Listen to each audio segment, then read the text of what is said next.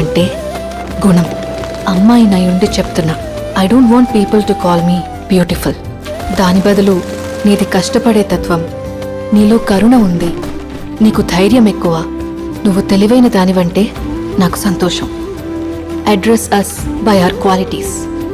MS Subbalakshmi అంటే భక్తి, అందం కాదు. మదర్ తెరెసా అంటే కరుణ, అందం కాదు.